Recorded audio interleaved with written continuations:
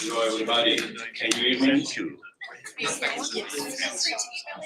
Oh, very good.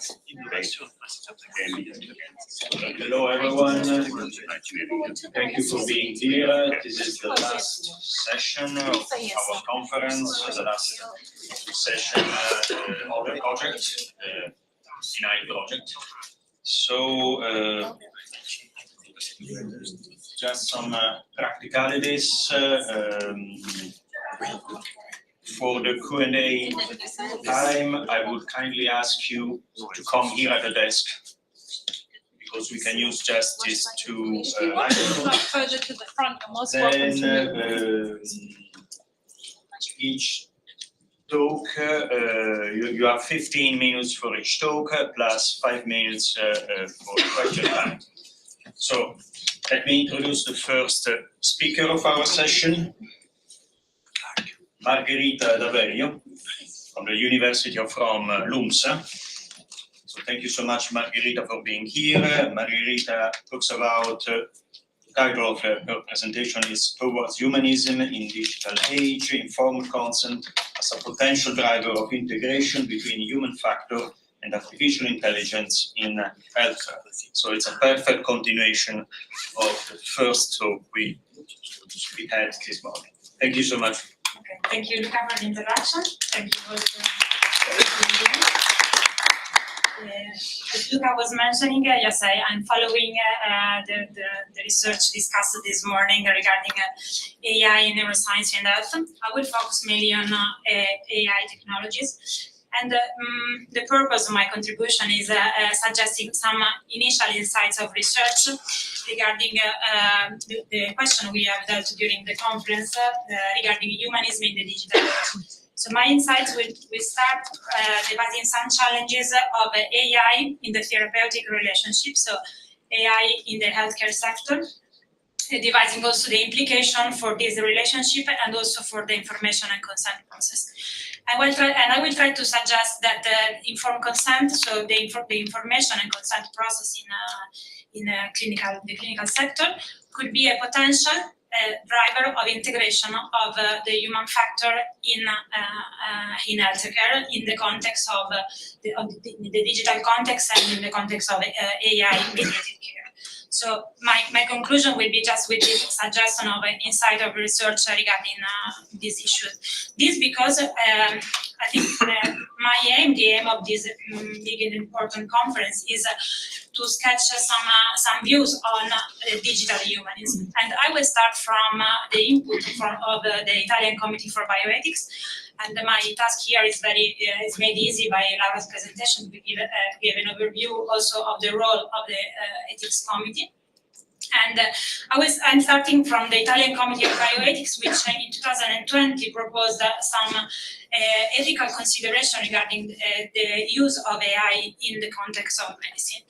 And the general aim of the committee was to identify the ethical conditions, I'm reading the quotation, for a development of AI that does not forsake certain aspects of humanity, but proposes a new digital humanism with aimed at medicine with machines and not medicine made of machines. So, in this quotation of the Italian Committee for Bioethics, we share the aim of a humanism in the healthcare sector, in the AI-mediated care, with the human factor at the center.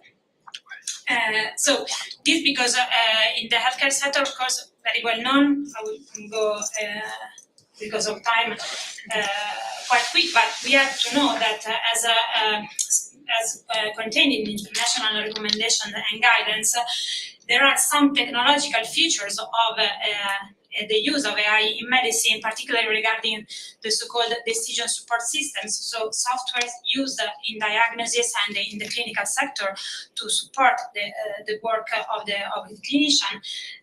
These systems, AI systems that Laura defined also before, have some technological features that have an impact on medical decision making.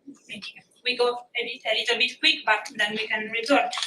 these technological features are very well known, and of course opacity, the black box nature of AI, also used with an impact on medical diagnosis and medical sector, the possibility of unpredictable errors when there is not enough human supervision in the use of these decision support systems, and the mentioned problem of biases. These technological features have the potential risk of hindering the medical decision making. This because the clinician who uses this decision support system for in the therapeutic relationship to cure the patient have a structural difficulty in understanding the output of the AI system. So, in front of many benefits of a possibility of advancing healthcare, there is this risk of losing some medical understanding and explanation in care. And also, these challenges have a wider implications, not only in medical knowing, in medical understanding, so in the role of the physician, but also in the therapeutic relationship in itself. There is a problem which is called in the literature and also in the international guidance of over-reliance. So the risk that the clinicians rely more and more on the decision support systems because of their support, of their accuracy in some cases, but there is the risk of unbalancing the relationship. So relying more and more on this clinical decision support system with also these epistemic problems and issues that I mentioned before. So also the repeated use of decision support system in care have generated the problem called the skilling. You all know about this, which is when also this repeated use can inhibit clinical skills of the professional in using in their profession. So these implication, these issues have implication on the therapeutic relationship. So in the balance in the relationship between the physician, the doctor, and the patient, because the impact is in a decrease, a negative. We can call it a risk of negative decrease in an holistic approach to care. So in a whole approach, a comprehensive approach of care as a relationship, a human relationship between the physician and the patient. And also there is not only the practical problem of the skilling, but also the problem, the substantial problem of delegating care to a software, to a decision support system. Of course, now I'm talking about the extreme situations, but then we will go to proposed integration of. Also, there is a problem in an issue at stake for the therapeutic relationship on the side of patient that they may tend to overestimate the accuracy and the benefits of AI in medicine that, as we heard also from Laura's talk before, they are not so safe and effective and already tested accurately in the medical sector. So, what all these guidelines that are part of my sources and the Laura quoted today, these documents, you can see here the guidance from the WHO regarding the governance of artificial intelligence for health on a global level. Also the document from 2022 from the Committee of Bioethics of the Council of Europe regarding the impact of artificial intelligence on the therapeutic relationship, and also the mentioned opinion of the Italian Committee for Bioethics. All these guidelines underline that human choices and responsibilities should remain critical to guarantee the comprehensivity of decision making in healthcare. So here comes in my proposal the potential role of information of informed consent in building a digital humanism and keeping the human factor at the center of the clinical relationship, because informed consent in the international recommendation and guideline is intended as a meaningful information process and not just a signature on a form that this is a potential role because many times in practice it happens that it is just a signature, but it is intended, it has the potential to become really a process of information and a personal interaction. So these elements of informed consent could support the possibility of facing also through explainability in the use of AI. These key elements of informed consent could support the emerging need of providing accurate information also in an AI-mediated setting. And also informed consent has the role and the potential role of keeping balanced the clinical relationship also in the context of AI technologies. So how can informed consent keep this role? First is the possibility of ensuring a reliable dialogue, because informed consent is a moment, a discussion, a dialogue that can allow the patient to understand the purpose of the treatment and the situation with the advice of the doctor. And in informed consent, there is supposed the duty of the doctor to explain risk, benefits, and alternatives. So this, in AI-mediated care, could be a potential role of discussion on possible treatments and treatment options and values, and also it could be the situation for a transparent information regarding the use of AI, also in diagnosis and in the possibility of treatment.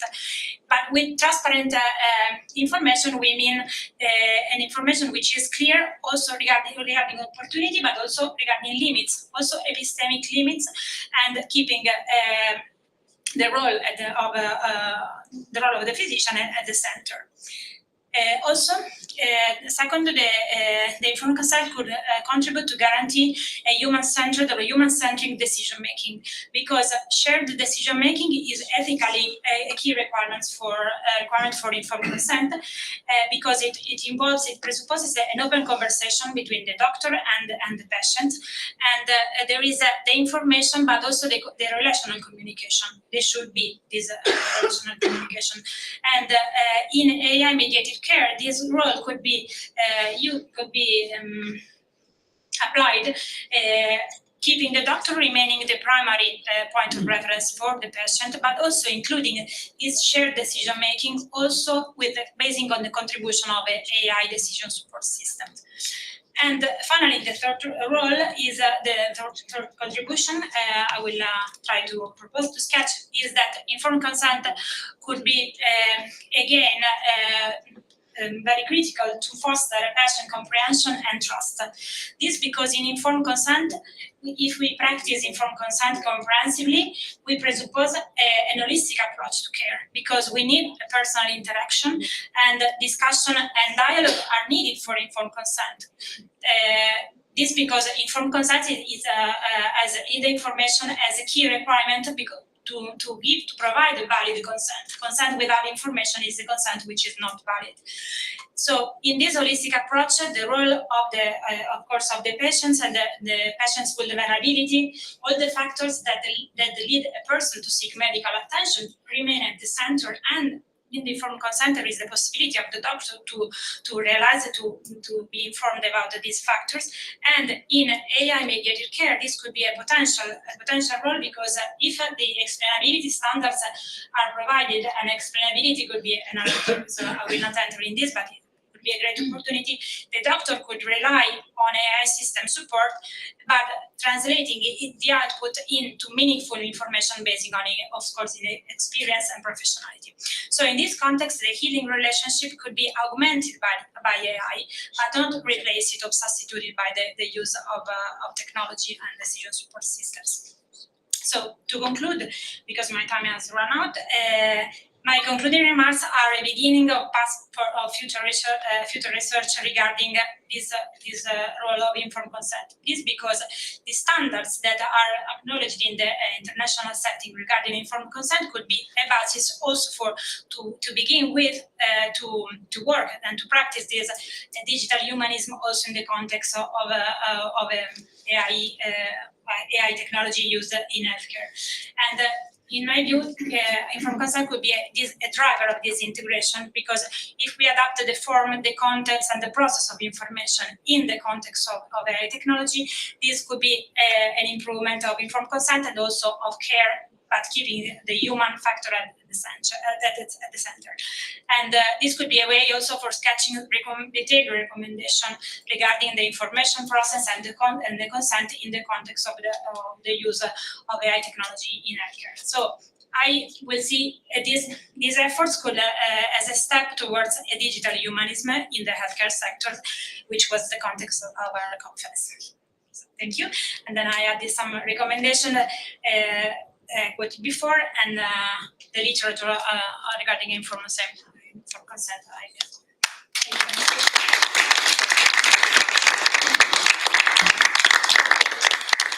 Thank you so much for this very interesting speech. So I would say we can open the question time. I had just to begin, I had just a small need for clarification. Yeah.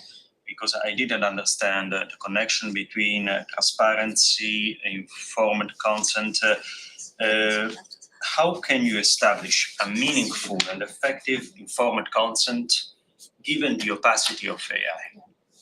Yeah, how can you, because informed consent is based on transparent information, and this is the basis of our trust, the trust in technology.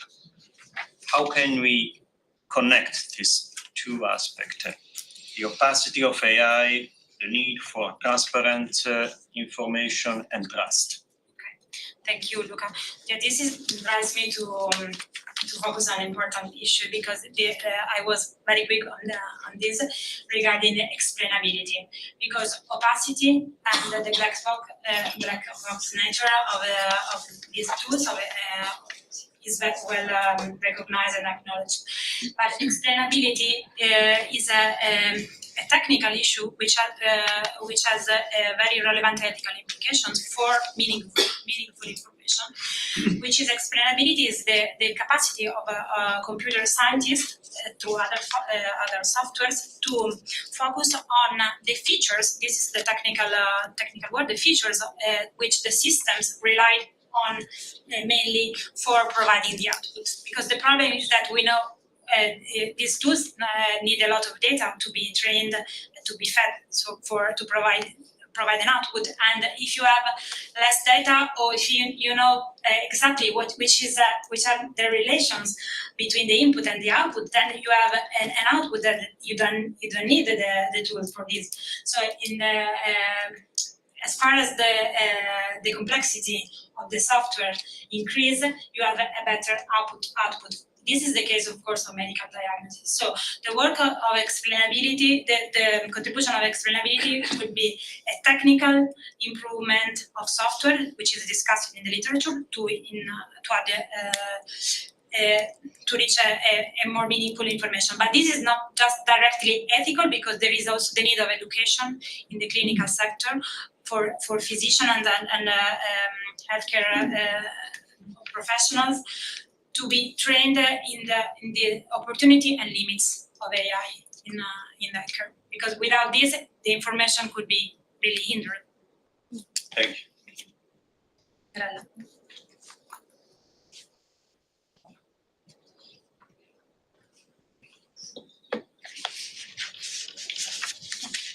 So first of all, thank you for your talk, and I would like to ask a question about over-reliance and the skilling concerning medical diagnosis. So I ask what will happen in the case of a different diagnosis given by the physician or by the autonomous system?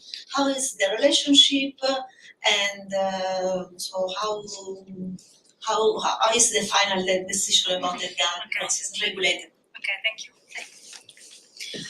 Okay, we have to say that also the skilling is not a new problem in the clinical sector, because the skilling could be an inhibition of clinical abilities of the physician, but this happened also with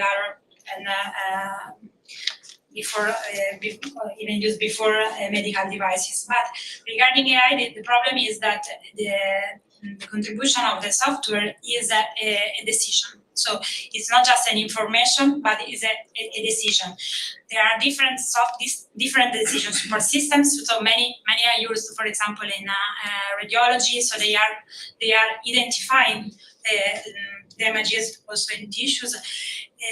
So the problem that Fiorella pinpointed is the problem of responsibility also, because it's the practical problem of the different diagnoses, and is very well sketched also in the literature. It's quite an extreme case, because the skilling is the effect of a repeated use on the medical professional abilities, and this problem could be, I think, mitigated if we keep the human factor at the center. We try to propose in the ethical reflection and the education of clinicians an integrated approach between the human factor and the technologies. So we see them in an integrated way, and not just an alternative.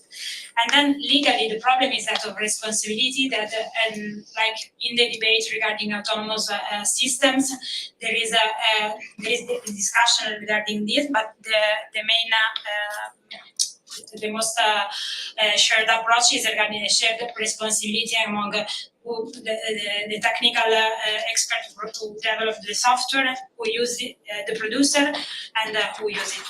Regarding healthcare, the responsibility is in our system is of the clinician in our domestic context, but it is could be a problem. I think that if we foster an integrated approach, we can prevent ethically the generation of this problem.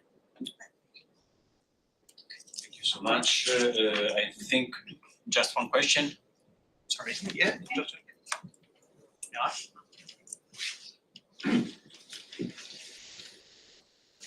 Thanks, Margherita, for your talk, and it was quite interesting. But I have a question. What are you saying to the hospital director who say, okay, informed consent is a very nice thing, but quite theoretical. Quite theoretical because first, when you see the cost of informed consent, it takes so much time that it is better for a physician to take care of their patient instead of explaining what he will be doing with AI technology. And the second problem, and that's answer I received from a research laboratory, they say, because you know that we need also informed consent for using the data for research. And this research laboratory director said, okay, but informed consent creates a bias just because the fact that all patients are not giving their informed consent, only a certain categories of people are giving their informed consent. So it is quite clear that on a statistical problem, we have no possibility to have all the patients. Who doesn't provide informed consent? A capable person? No. Yeah, capable. Okay. Okay, thank you for your two questions. So the first one regarding the cost of informed consent. Informed consent is not an ethical option. Also in the international, in the Italian, in our legal system, it's a normative requirement. So if you don't provide informed consent, at least the signature, if you don't have the signature of the patient, you can be sued because it's a legal requirement. But the problem of cost remains the cost of time. And so it is practice because it's a legal requirement, but the work of ethics is to support legal requirements with the understanding of why we need these legal requirements. And also in the context of AI-mediated care, this implication I went through quite quickly, but our implications, they are hindering really the healing relationship and also the possibility of truly informing the patient. So I think that this could be promoted as a reason for improvement.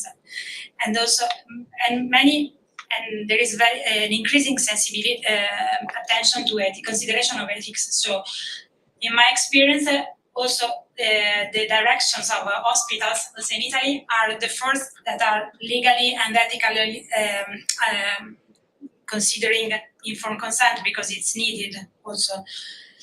So then there is the practical problem that I deal with, also of an interaction with clinicians and with researchers. And then moving to the second point, that the research is a quite different context from therapy, and also the scope of informed consent is different.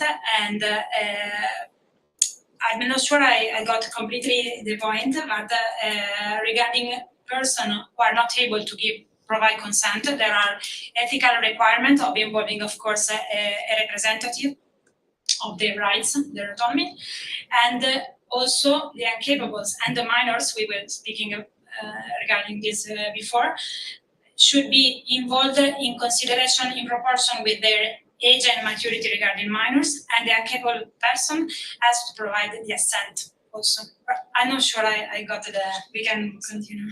Okay, thank you. Thank you so much.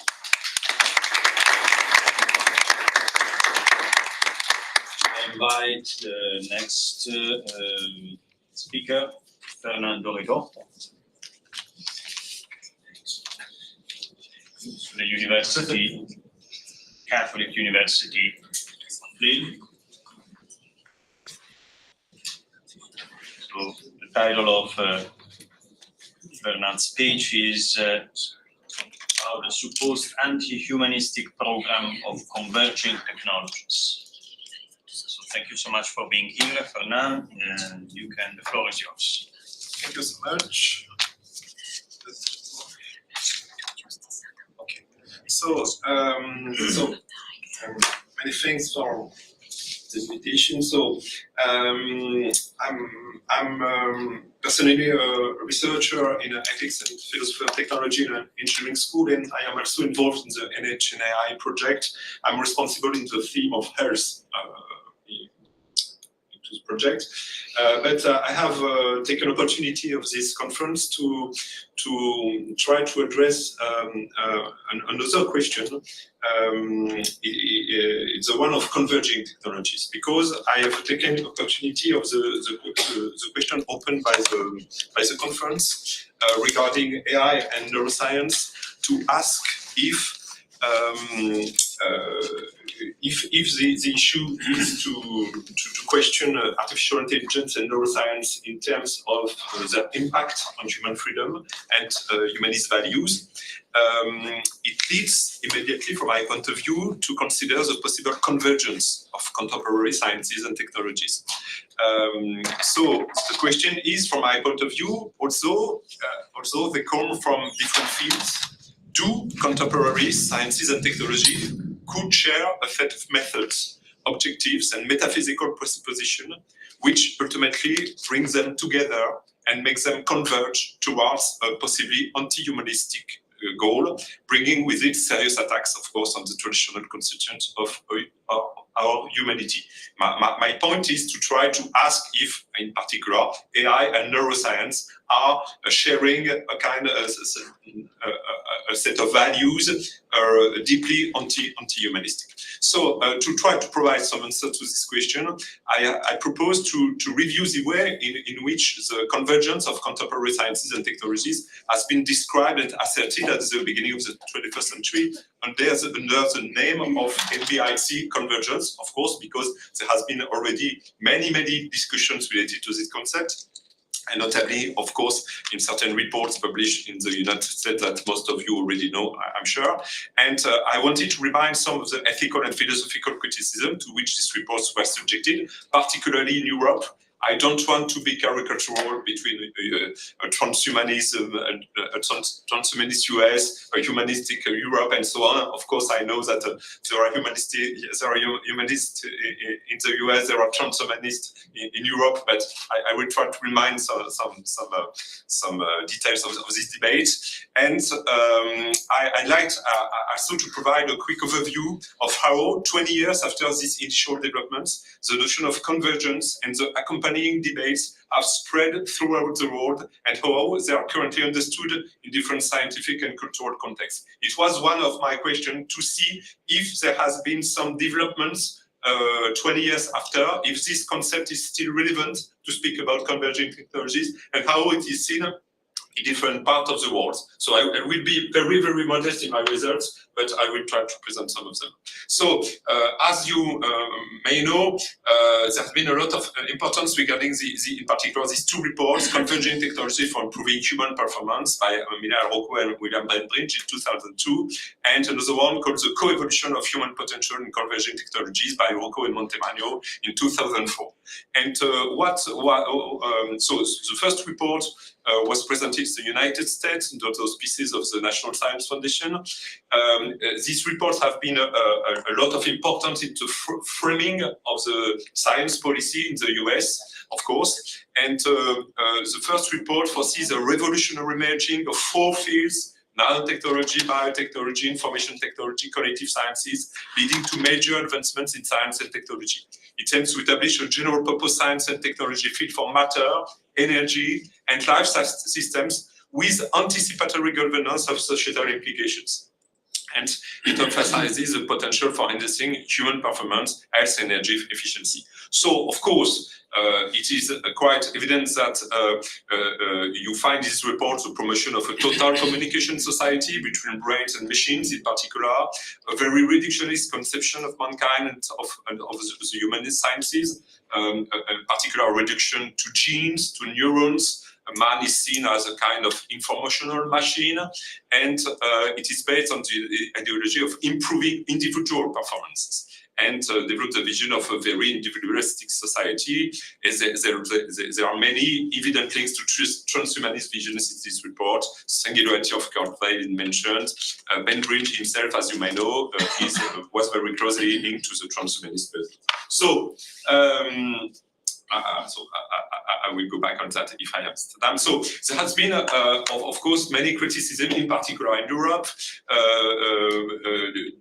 after the publication of this report, and there has been a kind of need for a clear demarcation with this program. And some criticism affected the link to the transhumanist project, the impact of human identity and nature, accessibility and distribution of benefits, risk of military use, and surveillance. And in particular, I just wanted to mention one philosophical criticism which has been developed by the French philosopher Jean-Pierre Dupuy. For him, nanotechnology has introduced a radically new metaphysical research program which is guided by untestable assumptions about the world structure. Dupuy based in his criticism on some ideas of the Austrian philosopher Karl Popper. And Dupuy traces his program's origin to John Feynman's lecture in 1948, which advocated a bottom-up approach to complexity, focusing on what structures can achieve rather than controlling them. So for Dupuy, there are some philosophical risks attached to this program, including the redefinition of nature and life themselves, and some challenges to transgression, external reality, and human consciousness. So according to Dupuy, with this program, future scientists could create self-reproductive systems that challenge the boundaries between nature and artificial, and potentially reshaping life itself. And there have been some developments of that, for example, in the concept of the synthetic biology. So you may know also that Europe has tried to demarcate from this debate, in particular in a report written in 2004 by the German philosopher Alfred Norman called Converging Technology, Shaping the Future of European Societies. and this report was commissioned by the European Commission. It warns against an overly speculative approach, advocating for responsibility, sustainability. It shows a differentiation from the American approach with a focus on social and ethical implication, a caution regarding promises of human enhancement, and recommendations for inclusive and transparent governance of emerging technologies. One can observe in this report removal of any idea of increase. The social cultural reality of European societies replaces the human performance, and the engineering for the mind replaces the engineering of the mind. So it's quite interesting, and it fosters a knowledge society, making European competitive. And you may know also that all the framework of what is called responsible research and innovation in Europe, RI, has been based a lot on this kind of discussions and approach. So I just wanted to present some results. 20 years after, I have tried to select some publication which are still mentioning this concept of convergence, and for which this concept is still important. I have made a first selection of 25 papers and books, so I have discovered that, in fact, this convergence NBIC is still an object of discussion, really relevant in some publications, but for the benefit of simplicity in particular in this presentation, I have just selected 8 papers which are quite relevant from my point of view and representative on some ideas related to that. So I just wanted to say a few words related to these 8 papers. The first one is from Turkey, freedom as an issue in the context of transhumanism and artificial intelligence. The second one is from South Africa, why there is no technological revolution, let alone a fourth industrial revolution. The third one is from Burkina Faso in Africa, would the convergence of nanotechnology, biotechnology, information technology, and cognitive science be a springboard for transhumanism and posthumanism? The fourth one is from Italy, vulnerability, embodiment, and emerging technologies, a still open issue.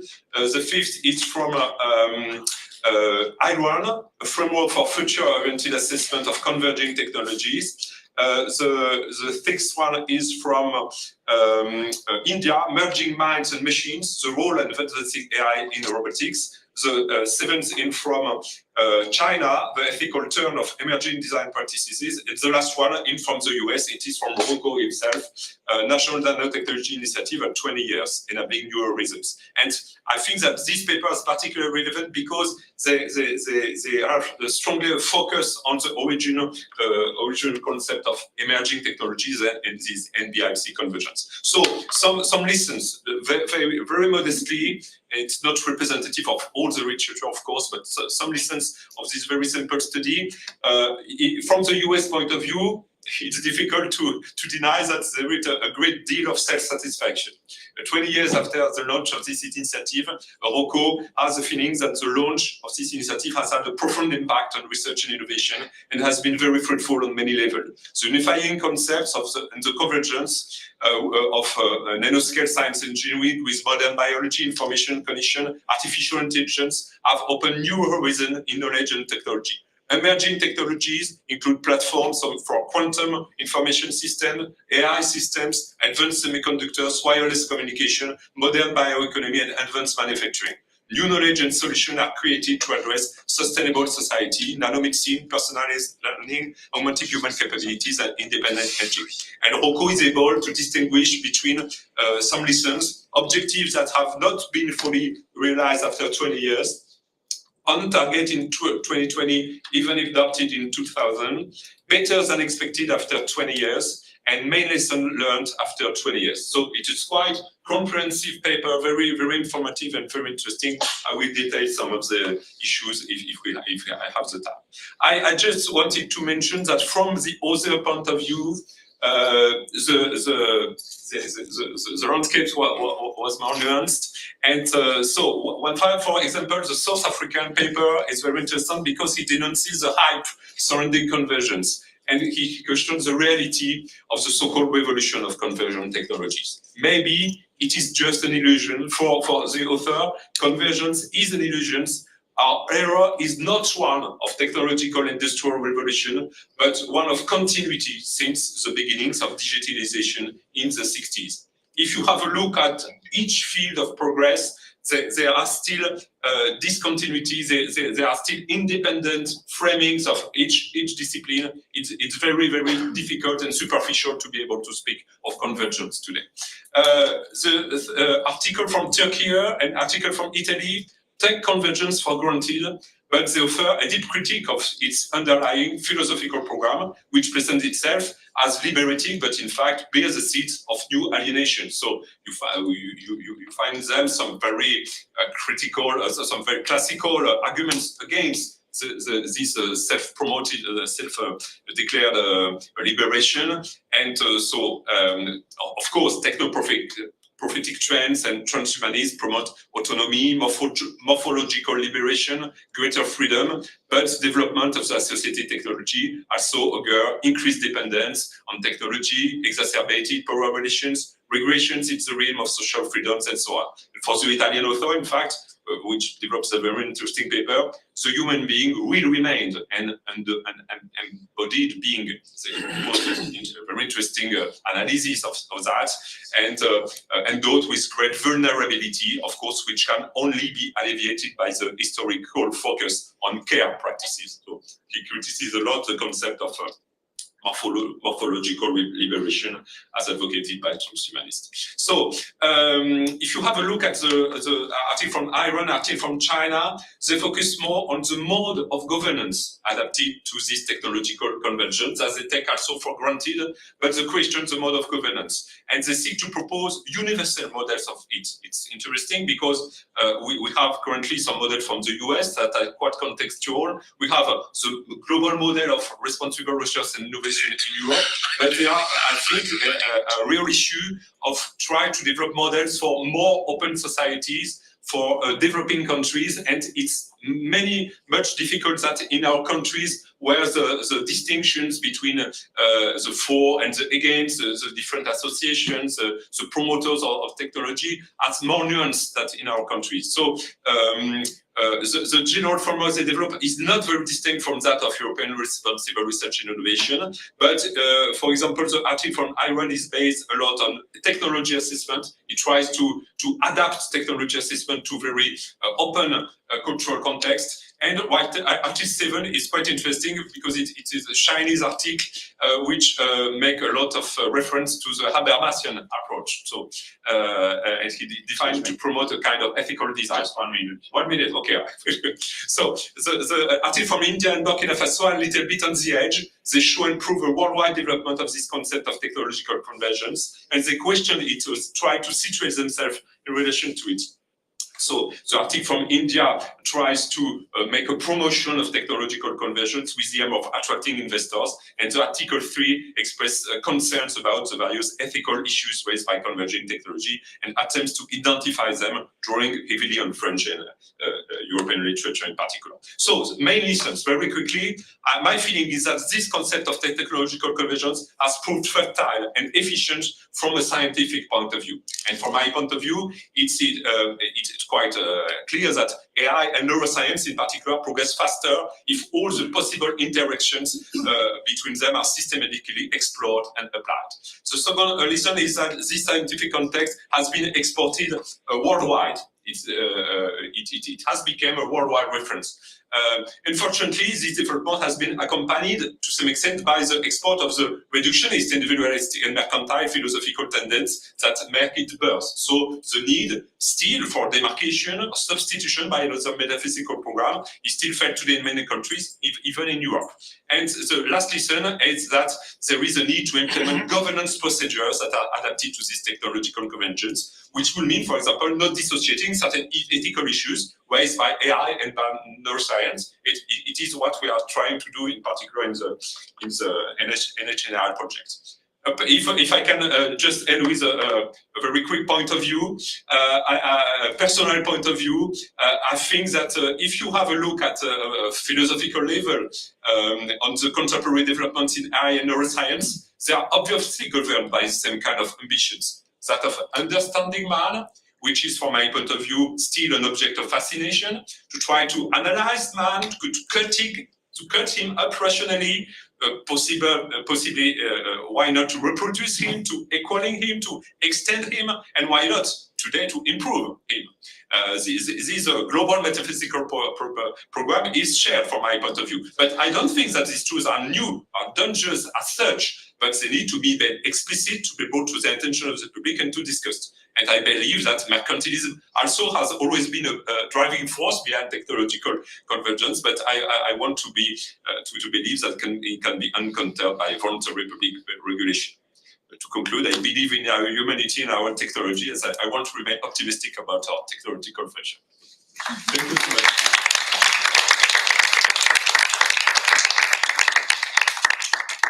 Thank you, Fernand. Thank you very much. So we can start the Q&A time. Any questions? You can come here. I just speak loud. Absolutely. So for the recording, it's better. Okay. Just your final belief as I'm interested, because that was what I was wondering in the keynote address. So your belief is optimistic because what we have been doing is a bit pessimistic. So on what grounds do you have that belief? This optimistic belief. Yes. It's a faith. No, but of course, if I must say that if you have a look at for example, at the paper from Morocco, it's very, even without being naive, technophile and so on, it's very difficult to not be touched by the real developments which has been made possible by this kind of approach. And in particular, the development of many fields. If I am myself quite not really a specialist, but I've been working a lot on the issue of nanotechnology, for example.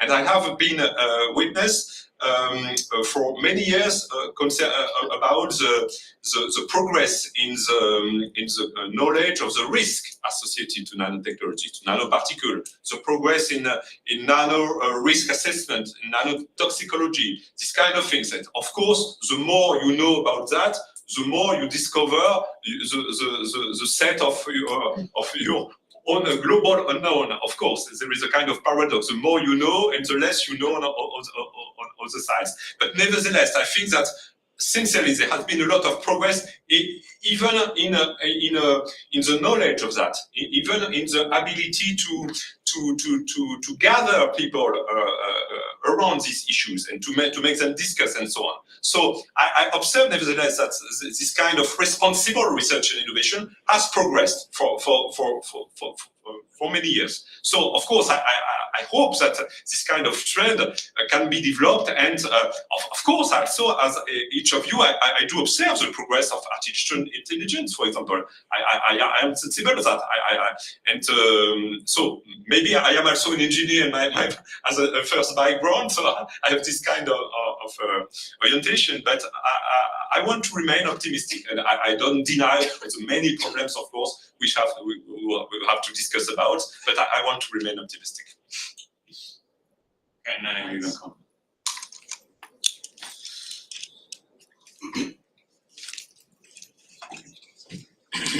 Yeah, I just want to follow up with that one because the last sentence was optimistic and technological future. I would like to know what type of technological future you are looking forward to.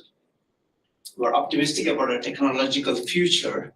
So what about technological future you are optimistic about? The future of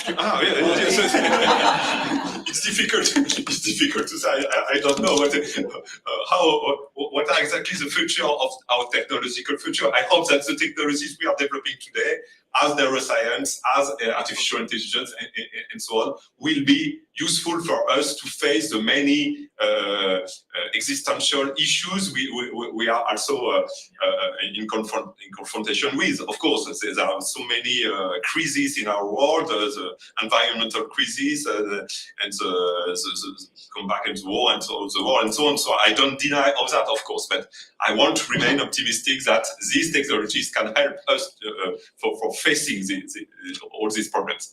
And yes, I had this discussion with some colleagues in the last days. It's difficult to see what is quite impressive if you try to read these reports quite seriously, that the issues are open from a scientific point of view. nanotechnology as such is very, very ambitious. They want they have quite fascinating projects. They want to rebuild everything. They want to, they say we will be able, maybe in 30 years to rebuild atom by atom a human being. So of course we have to think about that.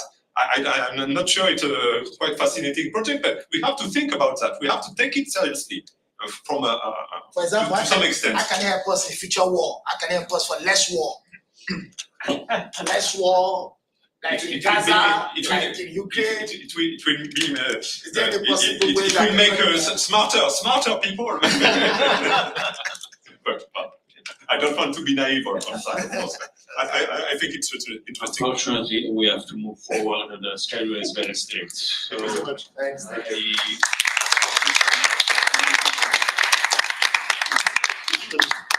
I invite the next speaker, Javiera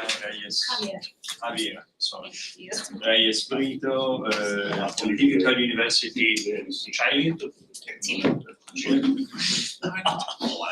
So the talk is about effectiveness and emotion, redefining the human in the era of artificial intelligence, the perception of Chilean residents of the Metropolitan Region. Thank you so much for being here. Thank you, The stage is yours. Thank you, Luca, for your introduction. Good morning to everyone. So I'm gonna tell you a different story now. This is empirical research. I'm a sociologist.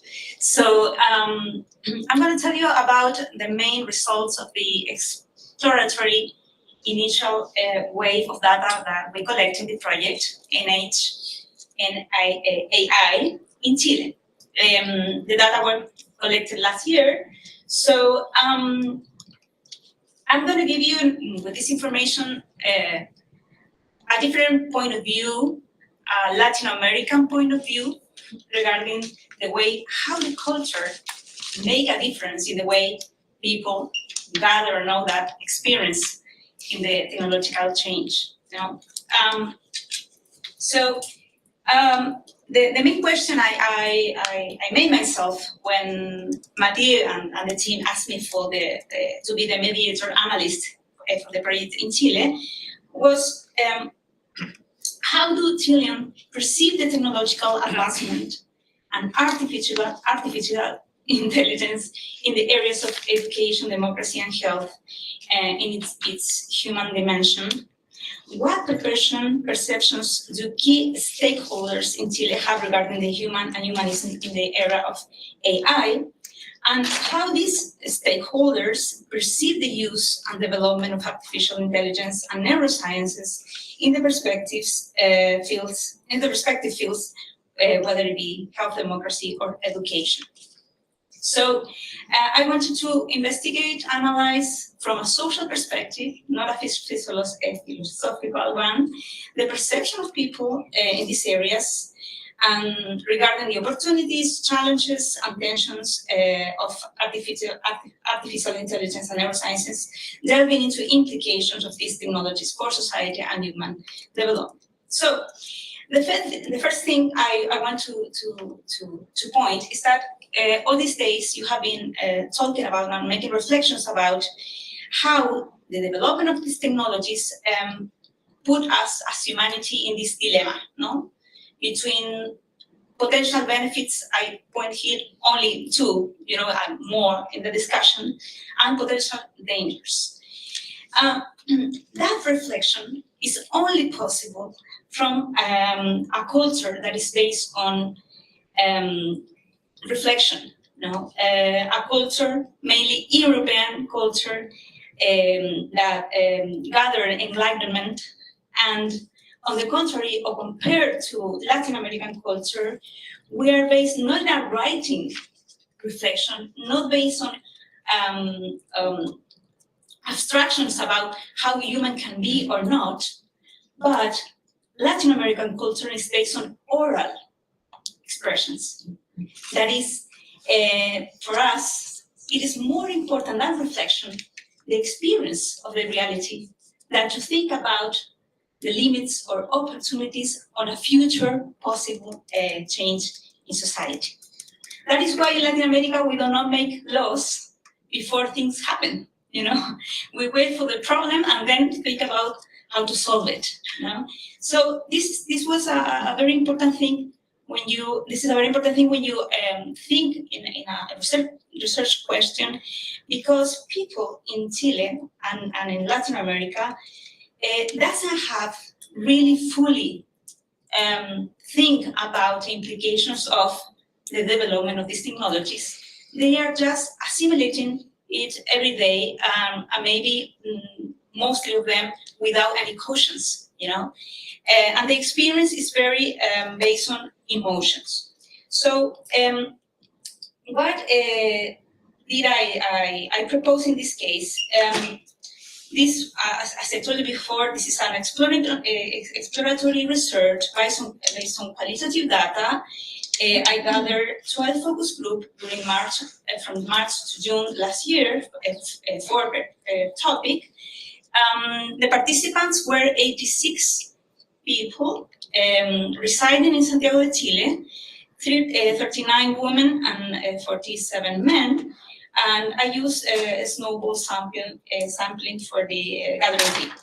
The composition was heterogenic in terms of socioeconomic backgrounds, 20% from high SES, 48 from middle, and 32 from low, considering mainly educational background and also residential data.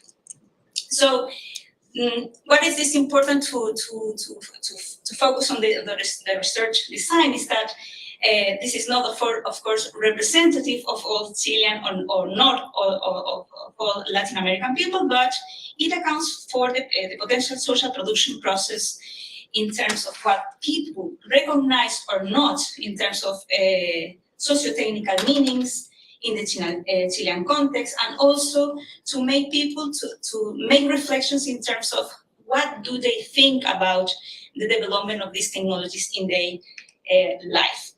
Well, this is very technical. I use Max Curie for the analysis, and now I'm going to show you the main results. To illustrate my results, I'm going to present you main quotes of my participants.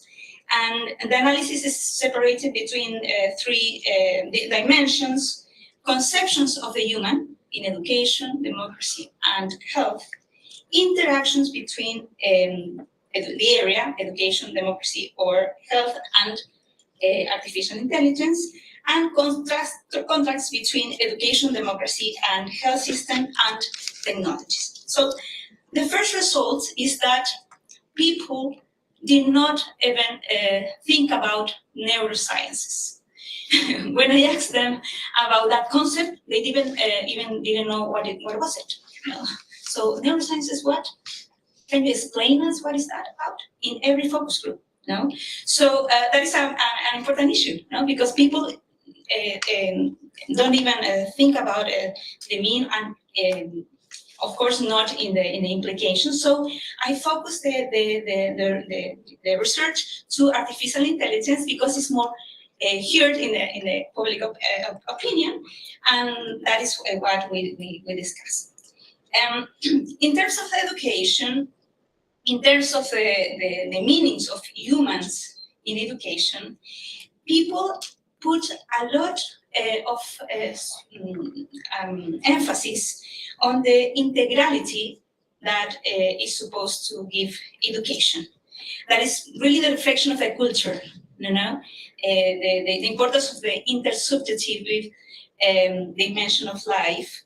In general, education is conceived as the main affective and emotional component of the socialization of a child and a young person in the formation of the as a human being, more than a place where you gather information or you gather knowledge for to be a professional. No, education is conceived as this integral synthesis between knowledge, yes, but more strongly the no-being, the expression of the emotional development of the person. So the academic part of the education, in general, in the discourses, were very diminished. So in terms of that dimension, artificial intelligence is not that it's not conceived as a danger, as it's supposed to be that emotional perception of education is replaceable in education.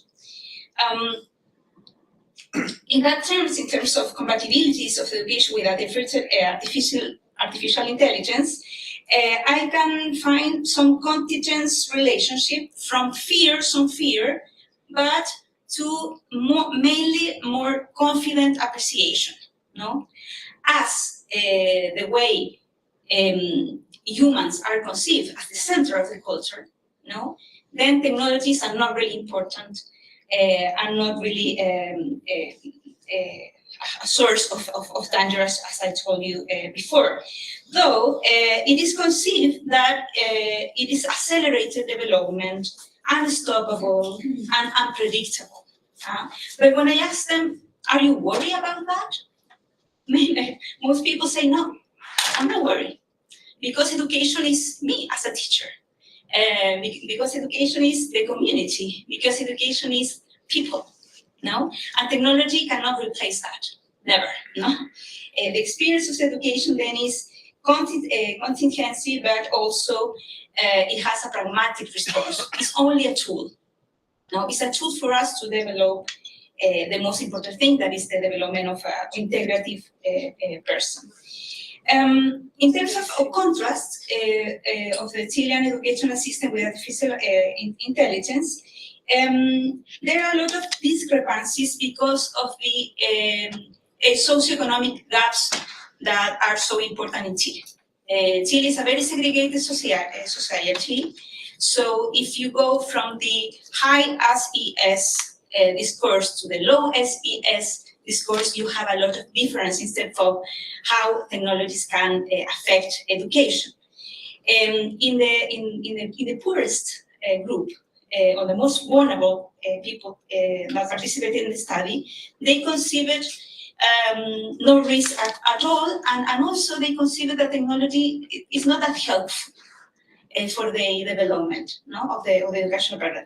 But in the highest, in the richest participants, they see the opportunity, point of view of the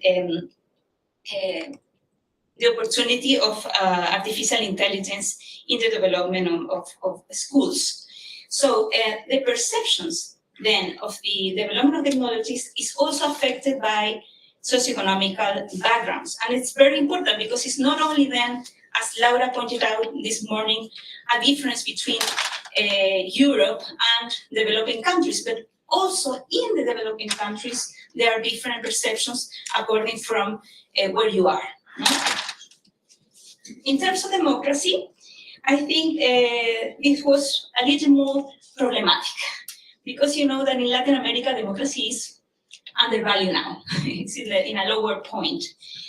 So democracy is conceived as the most rational space for the development of society, but also is conceived as in a not too confident way because of the historical experience. So in that terms, some people thought that artificial intelligence might make more unstable democracies, especially in low-educated populations,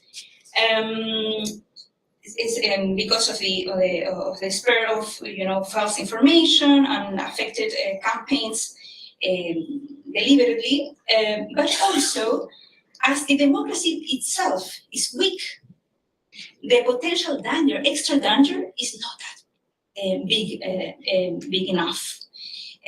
So it's interesting how in democracy people conceive that the idea of the development of AI is not that strong in terms of this weak experience of political politics in the last decades. What about democracy and AI in terms of how institutions are undergoing? In these terms, technologies appear problematic. As I told you before, Latin America is an oral culture. Usually, it waits for things to happen before it thinks about normative context. So, trusting in institutional outcomes to be as fast enough is not secure, no? Because now people are in some way thinking more in how to prevent new autocratic governments than to think about the details of how AI might affect future campaigns. So, as AI can be considered as a tool, it might be problematic if people doesn't understand that normative institutional development is not going that fast as here in Europe, no? In terms of contrasts from the democratic system with the artificial intelligence, then the appreciation of people is more pessimistic. Latin America is pessimistic, always.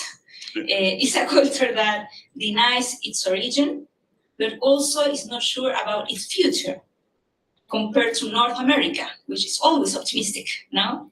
And always look for the future in some way. So in general, the generalized democratic crisis, political disaffection, especially in Chile now these days, there is no commitment in democracy, especially in young people. There is also a lack of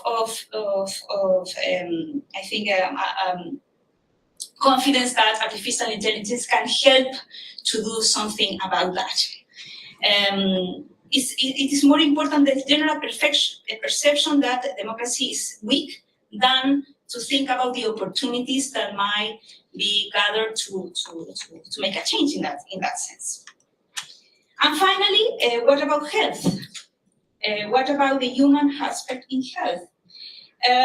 Again, as in education, for Chilean participants, there is no way that artificial intelligence can replace the human experience. Health is conceived totally as an affective and caring experience, as in education. That is why it's very female employed, no? Mostly by women.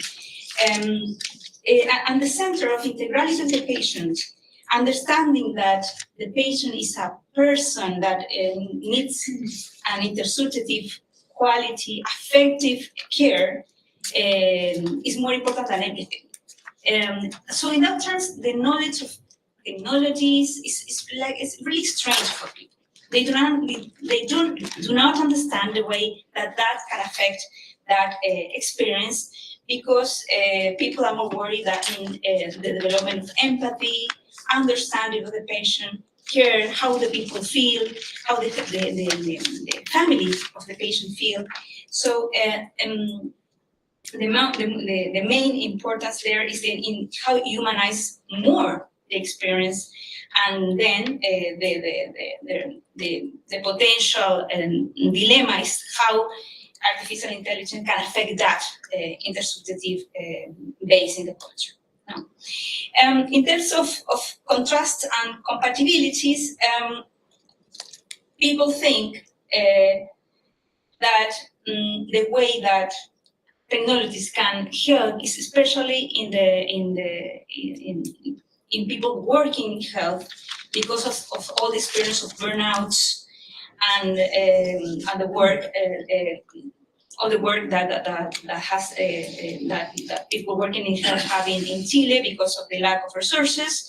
So the opportunity that is observed is in terms of how to help medical and physicians and nurses to make better their work. And what is their work? Care. No, be effective with the patient. Not only, even if that means not finding a cure. For people, it's more important the experience of care than the results itself. So, just in resume, the first finding I want to point it out is that humanity and affective and care is the most important thing in Chilean, and I think it's very representative of Latin American culture. It is conceived that must be a coexistence between artificial intelligence and this knowledge of care and effectiveness. Technology is also conceived as a part of the human, not as a different, no distance from us, as a part of human, not only a human aspect, but also a human. And the counterpoint is democracy. As I told you before, democracy is now affected very, very, very much. Second, this tension between agency and non-agency in AI, the agential and tangential intention is how it is so contingency, volatilely, unpredictably, maybe fear because of replacement. Do they really dominate technologies, or are they captured by technologies? One said. Between jokes, people say, well, what if this thing, ChatGPT, writes the Constitution? No, they were just imagining possible scenarios, but that is the potential agenda of the AI. It's very dystopic. It's not experiential. And the non-agential part of the AI is this pragmatic response to the dilemma. No? And what is the pragmatic response? Use it as a tool. It is only a tool, because the most important thing is the affective, the real human in terms of Latin American culture, not the reflection, but the human is the experience, the effectiveness, the intersubjective experience. And finally, this autonomic promise and reminder of disillusionment. Latin America lives in this tension. No? For one term, it has an optimistic point of view of life. So it's pretty real that coexist with science, with magic explanation, mystic explanations. For example, in health, people go to the doctor, to an oncologist, but also go to a magic source to look for a cure. And it's perfectly possible, the coexistence of both paradigms with an autonomic promise, but also Latin America has this learned helplessness from the past. No, so it's conscious about the future. No, yes, it can help us, but also we can be delusions. So, well, in conclusion, through this qualitative data, artificial intelligence is still in social and cultural terms a diffuse concept. Differentiation between the scientific and natural computational concept and the sociocultural concept is clear. No? So the reflection that we have made these days is totally different in terms of how people think in Latin America. Neurosciences are still a technology that is not even established on the public opinion. People didn't even understood the concept. And finally, in my opinion, there is an hypertrophic of the human bond with affectivity and the dimension of care in the base as irreplaceable and completely distinctive from technology. Thanks a lot.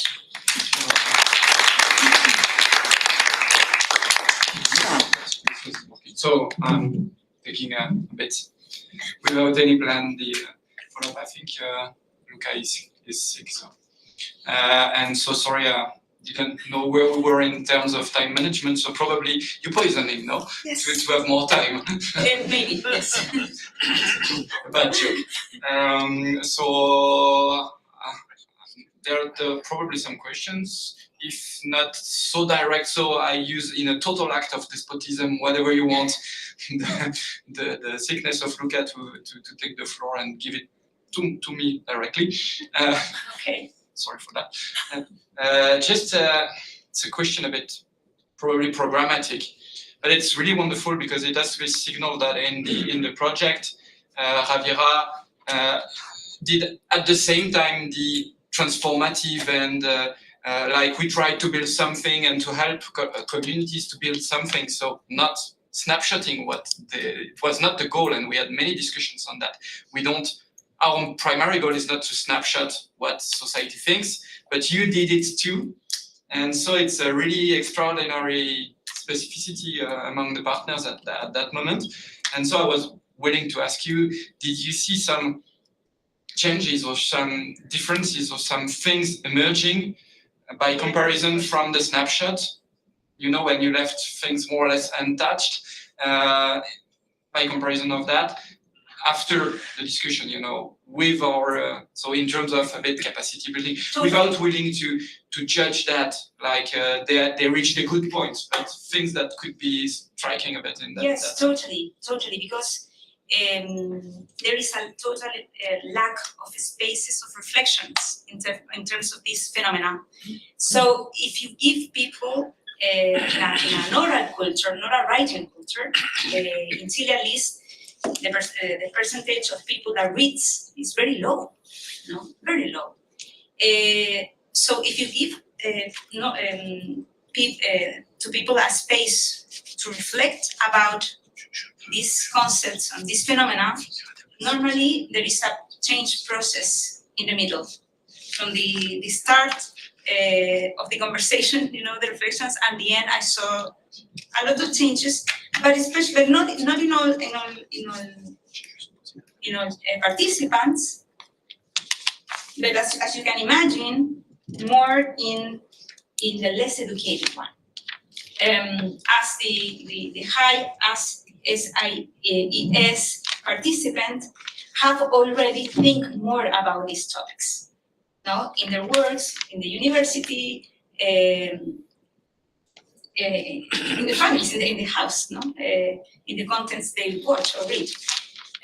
So the process of reflection was more clear in the most vulnerable participants. Yes. Thank you. You're welcome. Yes, I have a very short question. Yes. Have you already published this? Not yet. Not yet. And you are aware of the literature in this field? So are there Please, can you use the mic? are there many other studies so in this field? Not that much. Not that much. No. In Latin America, nothing. And when are you going to publish your I hope data? this year. I have a paper. Because we want to do the same things in Italy. Okay. Okay, so then we are very interested in your Nice. research. Okay. Yes. Of course. Other questions? Just a small one. A bit, but in the hospitals, did you try to, see whether neuroscience things are being done? Did you? Because you said it's almost tabula rasa, like nothing. Now the thing is that in the development of the sample, the most problematic group was the health sector. They were very like, I don't want to participate. I don't have time. My agenda is full. I have only 10 minutes. Call me lunch time. So it was pretty difficult to me to gather physicians and doctors, especially, and of course nurses. But so finally, I went to hospitals and tried to make conversations in the coffee break. And it impressed me that only the doctors, the physicians, have this little more reflections on this, because they're more informed about the technological changes. But they were not that worried about the ethical implications of the changes. No? In the case of nurses, and in the case of other professionals working in the hospitals, in lower positions, they have this where I don't know how it's in Europe, some I know, but not that much. They have a strong identity with the work in terms of the affective dimension and the care dimension. They are mostly women in Chile, like 90% or more. So they define the work as caring people. So the way artificial intelligence can affect that is not possible. I am more important than any technology. What I give in my work is more important than everything.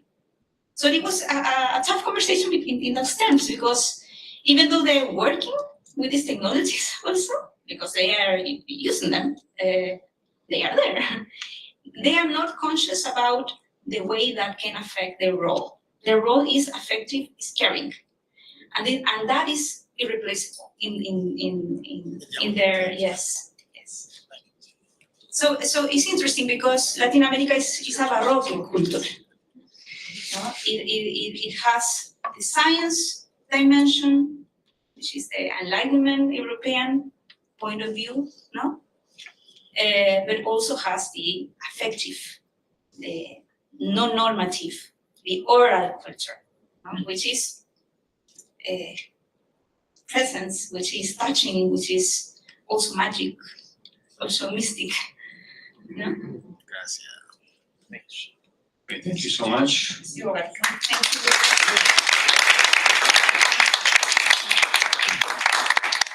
So we move to the next speaker, Sofia Aurilio, from the University of Salento. Hello everyone, good morning. Thank you for having me and thank you for being so patient. So I'm part of the National PhD Program in Gender Studies here in Italy.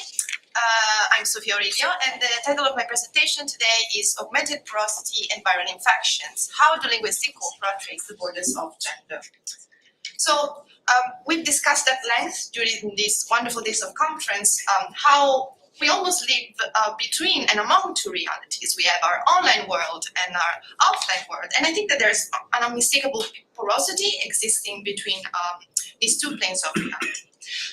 And I like to refer to this interconnection as augmented porosity by following another definition that is really famous right now in the field of technology, which is the one of augmented reality. And there are many expressions nowadays that try to encapsulate this sort of continuous interchange of fluxes that exist between these two realities, which is, for example, one of the most famous ones is the expression on life, which is supposed to tie together our online existence and what we've defined as just life up until a couple of decades ago. So as you can see in this slide, I refer respectively to the offline world as the actual world and the online world as the virtual one. And I take these stems from Deleuzean philosophy. I want to make a big disclaimer here. When I'm trying to apply these notions to the realm of digital and the virtual, of course, there are going to be some changes, which I will try to explain in these next minutes. So, a fundamental element that I take from Deleuzean philosophy is the inextricability that exists between virtuality and actuality. And I think it's also a good task in terms of how us Westerners think of the relationship that exists between our actuality and our virtuality as not just a binary or dichotomic, being a dichotomic relationship, but rather in a dualistic form. And so I take the notion of virtuality in its polysemic sense. So virtual can mean digital, but can mean also potential. And as we know, potentiality is a big part of how Deleuze conceives of virtuality. So I will try to envisage and observe a virtuality as a potential side, therefore, the digital world, to uncover mechanisms of the actual world. And for the specific purpose of today, I'm going to be talking about gendered bias. And finally, the last element of Deleuzean thought that I think is really, really important with reference of about how we think of genders nowadays is thinking of virtuality as a continuous process of differentiation. So gender and porosity. Of course, one of the systems that operates in both realities is that of gender, and most specifically, since my presentation today is more of the linguistic type of gendered representations. So I will focus on online representations of gender in order to highlight, to explore the porosity that exists between actual and virtual genders and the representation in linguistic corpora. But what are linguistic corpora? I like to talk about them as a sort of updated version of a dictionary. Generally, a dictionary will give you a word that is isolated. So it's sort of like a portrait with a blurred background. Whereas linguistic corpora offer a big critical chance to analyze how we speak in everyday life, since they allow us to observe words in their context of use. So linguistic corpora are online collection of texts. They can be both written and oral. There's really no limit of length. Really, there are corpora that count up to 10 million words, corpora that count up to 5,000. You have just to make clear what your criteria are, let's say. And talking about words in their context of use, I think it's really fundamental to think about the notion of collocation. I would define collocation as sort of predictable combination of words. We have to think about them as sort of having a magnetic field between them. So if I have to say, I don't say I make a shower, I say I take a shower. So there are some words that inherently in context kind of attract one another. So I will try to look through this board between actuality and virtuality, since one of the aspects that has been highlighted in this days of conference is the fear that some actual biases of representation and of thought can translate into virtual algorithms or frame of references.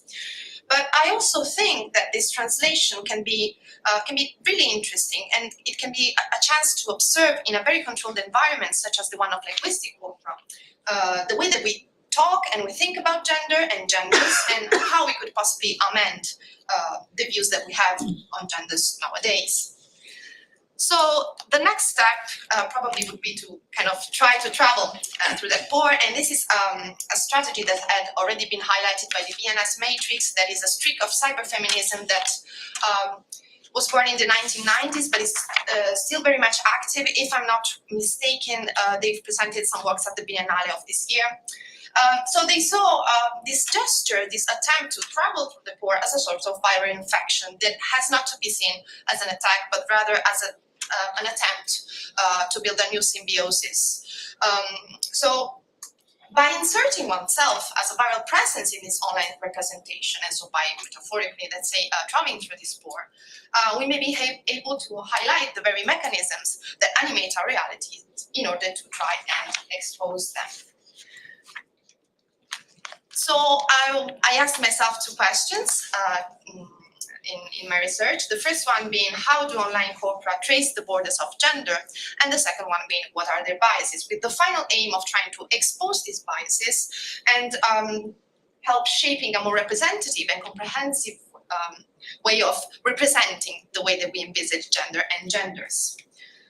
As far as the methodology is concerned, my reflection strongly hinges on queer linguistics. And queer linguistics has three cornerstones, I would say. The first one being a critique of cis heteronormativity. The second one being a critique of genderlex. Basically, and this was influenced by the second wave of feminism. The most pivotal text we all know is the Le Deuxième Sexe, which is also really interesting because it's the Le Deuxième et pas le Seconde. So there's kind of leaves, an opening there. So there was this belief up until I would say a decade ago that men and women, and here I'm using these categories not in a normative way, but rather in a critical way to show you why they do not work in a binary frame. The men and women spoke in a fundamentally different way. So there's, of course, a critique of this paradigm, which I will explain in a couple of slides with some studies that have been done. And finally, at least we will attempt to raise awareness to what our biases are. And once again, I'm repeating myself, but I'm talking about my biases because I'm a European. So the fact of thinking of gender as binary and thinking about it in ethnocentric terms. So you can see on the right, I provided a quotation from Heiko Mochenbacher, who is one of the main scholars that deals with the intersection between corpus linguistics and gender studies.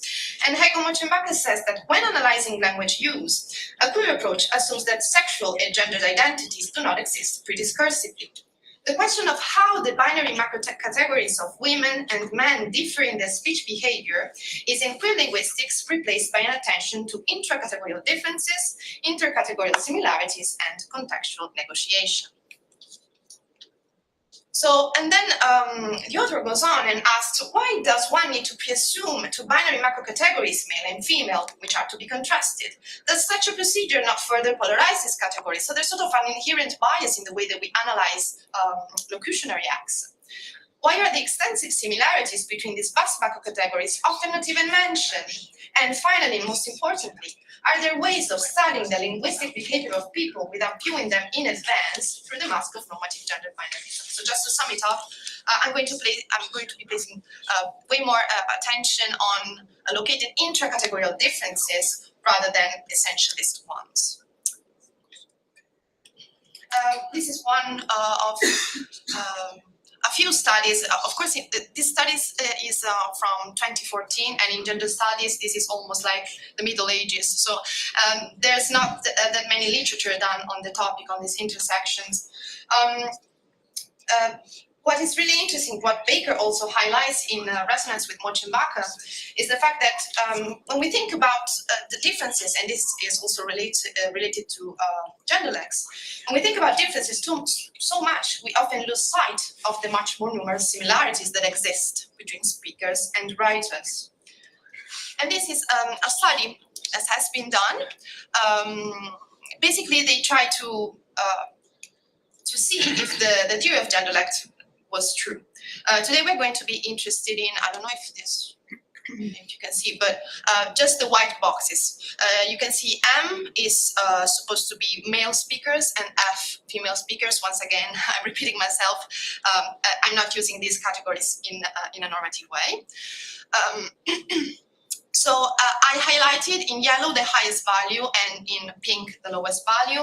Basically, the higher the value is, the bigger the difference in locutionary act is. So, of course, first of all, just by observing this table, we can see that if the theory of genderlex were true, we would probably have more consistent results, because the lowest value is double the highest value. Furthermore, so they try to kind of observe and try to understand why this discrepancy existed. In the end, it turns out that prediscursive elements such as gender can influence our thinking so much that we lose sight of discursive elements such as context. So gender has a capacity, gender in a binary frame, of course, has the capacity to make context invisible. So the highest value is justified by the fact that for males, locutionary acts were recorded at the workplace, and for females, they were recorded at home. So of course, the lexicon that is going to be used is very, very different. And for the pink box, they were both recorded at home. So I brought out case studies, but I feel I don't have enough time today. This was one about how we talk about women with reference to the word curvy. So it turns out that from this data, it was data taken from the Sun, that women are often lexically treated as objects. And the first two sentences are really clarifying, I think. So the curvy design, it refers to a car, whereas an activist and an educated person is referred to as curvy. I don't know why they decided to include that element in the description of this person. But what is interesting is that not only women are often treated lexically as objects, but that also cars are anthropomorphized as women. So finally, today the actual and virtual world are undoubtedly inextricably intertwined, and I refer to this relationship as augmented porosity. Through a viral infection, a voyage through the pore, virtuality can help expose actual biases, as in the case of online linguistic corpora. Using corpora can help defining and analyzing critical identity issues. And this is a disclaimer that I have to make. Gender and sexuality have just recently become nuclear identity categories. If they're accompanied by critical analysis, in my case, it's queer linguistics, and offering a more representative and unbiased view of personhood that is not constricted by cis-heteronormative and binary paradigms. Thank you.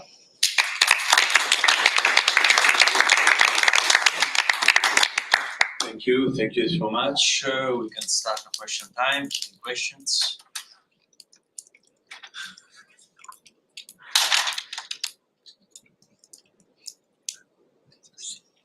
I think we all want to be free, maybe.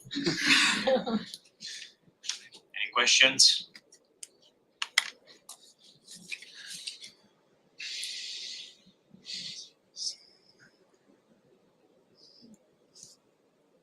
So maybe I can ask just Yes, something about, just for clarification. Can you better explain your methodology, the basis of your methodology? Yes. How you related this to aspect gender and linguistics, and what was the basis of your methodology? Yes. What is interesting about the intersection between corpus linguistics and gender studies is that you cannot have a merely quantitative approach. You also have to take into consideration that there are some qualitative elements that are always going to come into place. So it's kind of hard to track, to have a precise methodology in this sense. So when they ask me about my methodology, I say that it's transdisciplinary, and it may also seem like a way of deflecting the question, but it's actually true. We always have to take into consideration where these instances appear. For example, one was from magazines, another was from conversations. So there's really no fixed way, I think, of doing this type of analysis, and this is what also makes it kind of malleable and applicable to different fields. So this is a kind of study that has been done in social linguistics, has been done in the basic gender studies, let's say, and it kind of tries to reflect on the way that we continuously shape our way of thinking through language. This explains the reference to Deleuze. Yes, of course. Any questions? Okay, so thank you so much. Thank you all.